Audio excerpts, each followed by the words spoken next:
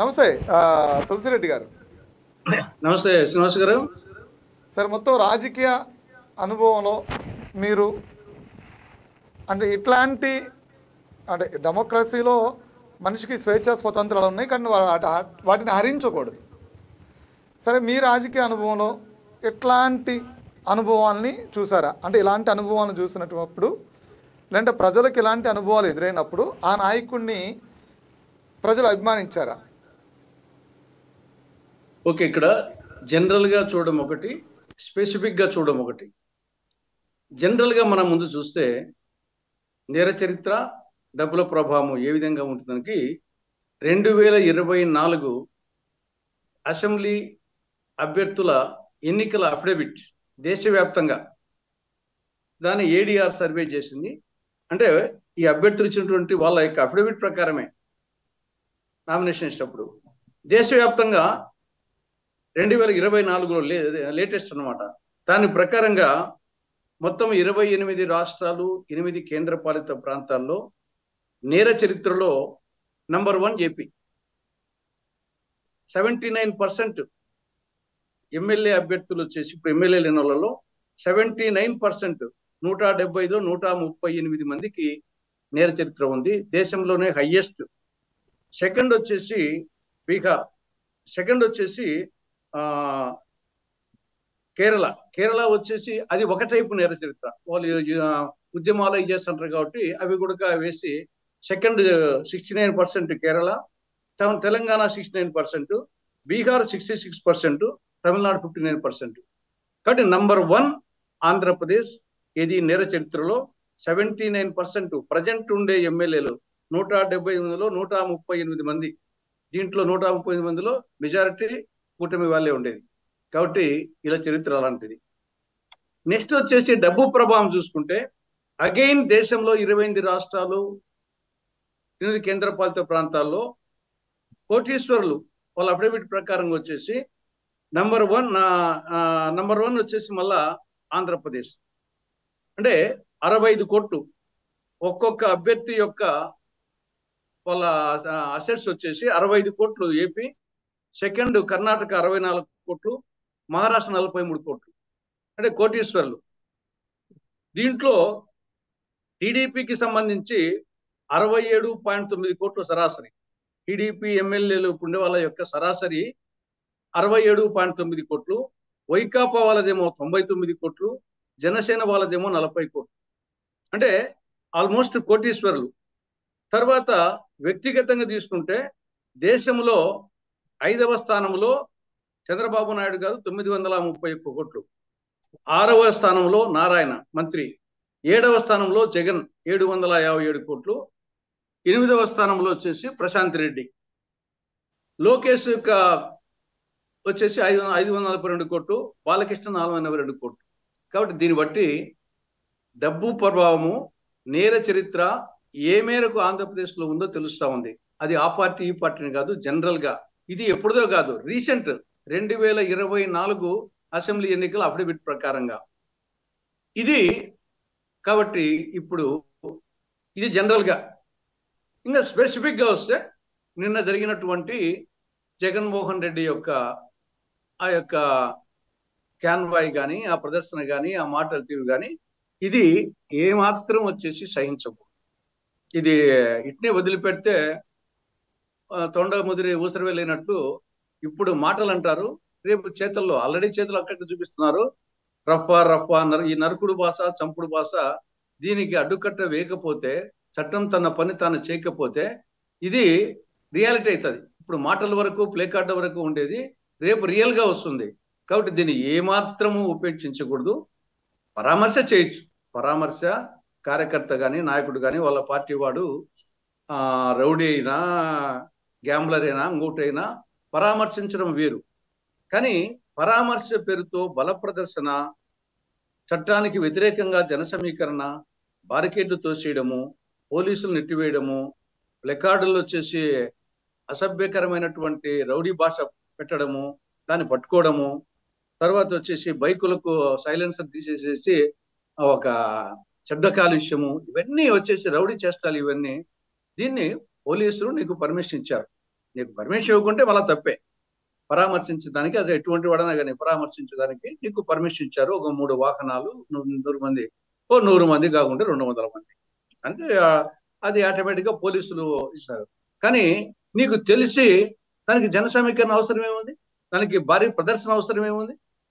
నువ్వు వచ్చేసి పోయి ఆడికి పోయి పరామర్శించు, చెయ్యి, దాన్ని నువ్వు ఎఫెక్టివ్ గా మాట్లాడు, ప్రజలను కన్విన్స్ చేయి. ఇప్పుడు electronic media, print media, social media అన్ని ఉన్నాయి కదా, నీ అభిప్రాయాన్ని చెప్పేదానికి వేదిక ఉంది కదా. నీకు ఏం అవసరం ఉంది ఇప్పుడు జన సమీకరణకు, బలపరుసనకు?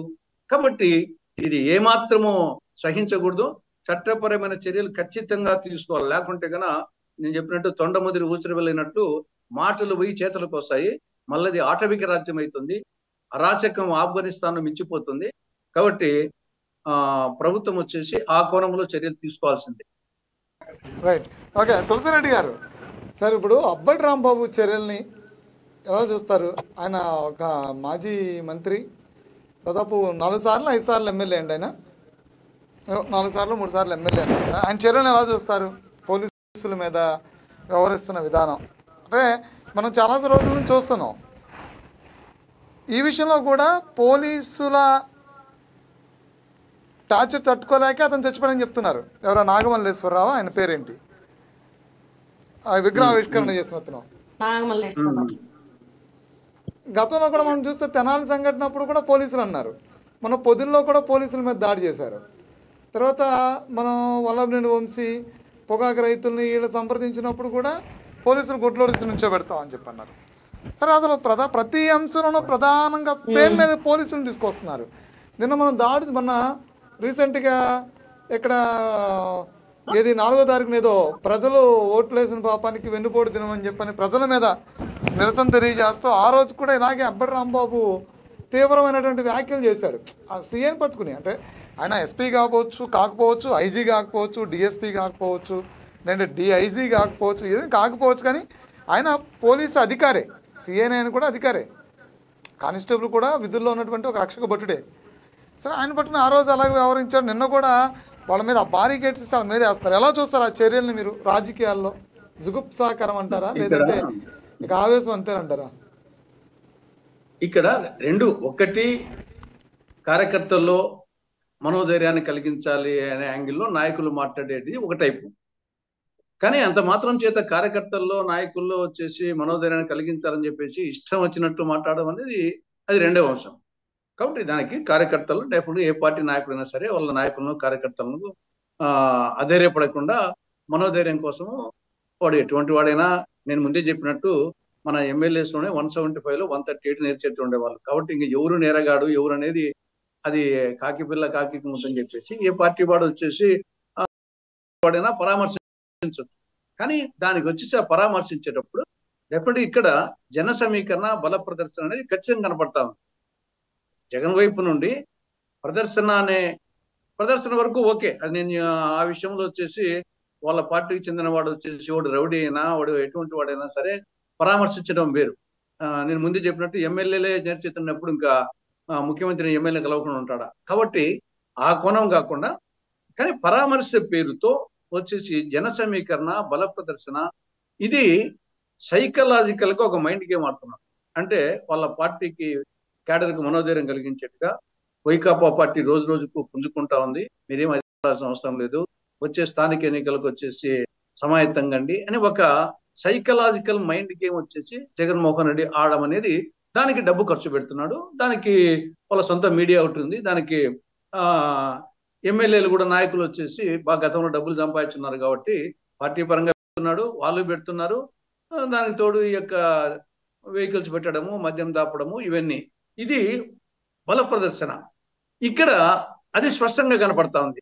ఆ బల ప్రదర్శన నేపథ్యంలో ఇక కార్యకర్తల వరకు వచ్చేసి వాళ్ళకు మాబ్ సైకాలజీ, మాబ్ ఎక్కువైనప్పుడు అంతవరకు మంచోడు కూడా వచ్చేసి మాబ్ చూసినప్పుడు మనకి పూనకం వస్తుంది. ఆ పూనకం వచ్చేసి ఒక టైపు. ఇక్కడ స్పాంటేనియస్ వేరు, ప్లకార్డ్స్ వచ్చేసి రాసుకొని రావడం అనేది వేరు. అంటే ఇది ముందుగా అనుకొని రాసుకొని రావడం అనేది. కాబట్టి దీన్ని ఖచ్చితంగా వచ్చేసి ప్రభుత్వం చట్టపరంగా అణిసివేయాల్సిందే. లేకుంటే మాత్రము ఇది చిలికి గాలివన, ఇది మొత్తం ఒక అరాచకము, ఆటవిక రాజ్యం వస్తుంది. ఆటవిక రాజ్యం వచ్చినప్పుడు మళ్ళీ ఎవరికెవరు వచ్చేసి మళ్ళా అందులో ఈ తాగుడు, జూదము, డ్రగ్స్ ఇవన్నీ గంజాయి ఉన్నప్పుడు ఇంకా విచ్చలవిడికి పోలీసులు భయము, చట్టం భయం లేకుండా పోతే విచ్చలవిడి అయిపోతారు. కాబట్టి ఆ మాటలు వచ్చేసి గంగమ్మ తల్లికి అంటే ఆ మాట రావడం అనేది అంత దాని ఆషామాషి విషయం కాదు. ఈరోజు అంటాడు, రేపు చేతల్లో చూపిస్తాడు. కాబట్టి ఖచ్చితంగా యాక్షన్ తీసుకోవాల్సింది దీనిలో. తర్వాత రౌడీలు వచ్చేసి మనం అనుకున్నట్టు రౌడీలు ఎట్లుందంటే, వదిలిపెడితే వాడు పెద్ద రౌడీ అనుకుంటాడు, నాకు అందరూ భయపడుతుంటాడు. వాని కొంచెం చట్టపరంగా తీస్తే వాళ్ళంత పిరికోలు ఉండదు. మనమే యాక్చువల్గా ధైర్యవంతులం, మామూలుగా మాట్లాడే వాళ్ళమే ధైర్యవంతులుగా ఉంటాం. ఈ రౌడీలు వచ్చేసి వదిలిపెడితే పెద్ద అనుకుంటారు, చట్టపరంగా తీసుకుంటే అందితే జుట్టు, అందకుంటే కాళ్ళు టైపులు వచ్చేసి. నేను రౌడీలను కంట్రోల్ చేయడము పెద్ద కష్టమేం కాదు. చట్టపరంగా ఖచ్చితంగా తీసుకుంటే అది కార్యకర్త కానీ నాయకుడు కానీ రౌడీ ఉండే వాళ్ళకి వచ్చేసి ఖచ్చితంగా చట్టం తన పని తాను చేస్తే అన్ని సెట్ అయిపోతాయి, వచ్చేసి ఇబ్బంది ఏం లేదు. ఆ చట్టపరమైన యాక్షన్ తీసుకోవాలి. తర్వాత ఇది ఎవరికైనా సరే, ఇది నాట్ ఓన్లీ ఇప్పుడు స్పెసిఫిక్ గా ఈ అంశం గురించి మాట్లాడుతున్నాం కాబట్టి వీళ్ళ గురించి మాట్లాడుతున్నాం. కానీ గతంలో టీడీపీ నాయకులు, జనసేన నాయకులు కూడా సరే కాల ప్రవాహంలో మర్చిపోయి ఉంటాం, కానీ ఏం వాళ్ళు కూడా తక్కువేం తినలేదు. మనము పవన్ కళ్యాణ్ గారు అన్న మాటలు ఒకసారి చూస్తే, తమాషగా ఉందా కొడకల్లారా, ప్యాకేజీ గీకేజీ అంటే చెప్పు చూపిస్తూ పళ్ళు రాలగొడతా, అరే వెదవల్లారా, సన్నాసులారా, చౌటల్లారా, దద్దమ్మలారా, ఒంటి చేత్తో వచ్చి మెడ పిసికి తొక్కి చంపేస్తా, నేను సై రారా, ఈ రోజు నుంచి కొడకల్లారా గుర్తు పెట్టుకోండి, చెప్పండ్రా, రాడ్లా, ఆకి స్టిక్కులా, రాళ్ళ, ఒట్టి చేతులా, దేనికైనా రెడీ, ఛాలెంజ్ విసురుతున్నా, రండ్రా కొడకల్లారా.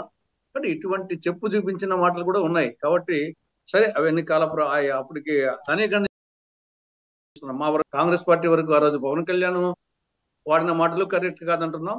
ఈ రోజు వచ్చేసి జగన్మోహన్ రెడ్డి యొక్క ఈ బల ప్రదర్శన, ఈ తర్వాత ఈ క్యాడర్ వచ్చేసి విధంగా చేయడము, అది సమర్థనం కాదు, అది సమర్థనం కాదు అనేది మా రైట్.